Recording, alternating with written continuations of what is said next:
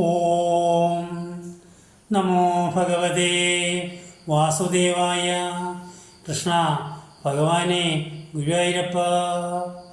ഇന്ന് മഹാഭാരത യുദ്ധം ഭീഷ്മപർവമാണ് പ്രതിപാദിക്കുന്നത്. ആദ്യത്തെ 10 ദിവസം ഭീഷ്മപിതാമഹനെ നായകനാക്കിയാണ് യുദ്ധം ചെയ്തിരുന്നത്. തുടർന്ന് ദ്രോണരും.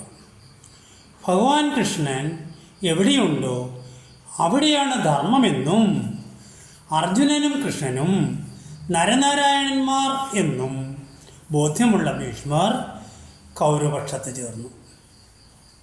തൻ്റെ പുത്രൻ അശ്വത്ഥാമാവിന് പോലും പകർന്നു നൽകാത്ത ദിവ്യായുധങ്ങൾ അർജുനന് ഉപദേശിച്ച ദ്രോണാചാര്യരും കൗരവപക്ഷത്ത് ചേർന്നു. മനുഷ്യൻ്റെ മനോവ്യാപാരങ്ങളെ അപഗ്രഥിക്കുക എളുപ്പമല്ല, പ്രവചനാതീതമാണത്. ഭീഷ്മർ പട നയിക്കുന്നിടത്തോളം കാലം കൗരവർ അവരെ പരാജിതപ്പെടുത്താൻ പാണ്ഡവർക്ക് സാധിക്കുകയില്ല എന്ന് ഭഗവാൻ അറിയാം. ഒരിക്കൽ ഭഗവാൻ തന്നെ ചക്രായുധത്താൽ ഭീഷ്മരെ വധിക്കാനായി ചാടിപ്പുറപ്പെട്ടു.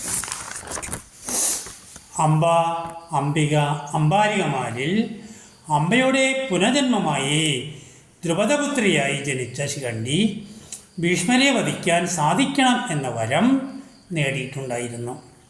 10-ാം ദിവസം അർജുനൻ്റെ അർജുനന് മുമ്പിലായി ശിഖണ്ഡിയെ നിർത്തിയാണ് രണ്ടുപേരും കൂടിയാണ് ഭീഷ്മർക്കെതിരെ അമ്പയച്ചത്.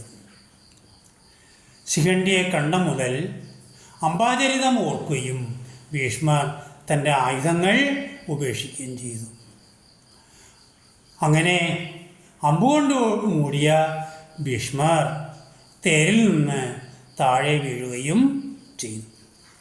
നിത്യബ്രഹ്മചാരി വ്രതം സ്വയമേവ സ്വീകരിച്ചതിനാൽ പിതാവ് സ്വച്ഛന്ത മൃത്യു എന്ന വരം ഭീഷ്മർക്ക് നൽകിയിരുന്നു.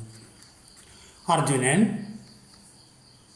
രഥത്തിൽ നിന്ന് വീണ ഭീഷ്മരുടെ തല 3 അമ്പുകൊണ്ട് ഉയർത്തി. ഒരമ്പുകൊണ്ട് ഗംഗാജലവും വായിലേക്ക് വീഴ്ത്തിക്കൊടുത്തു.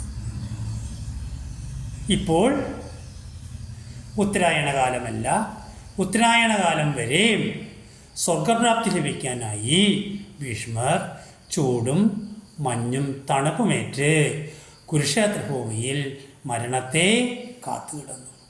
ഓം നമോ ഭഗവതേ വാസുദേവായ.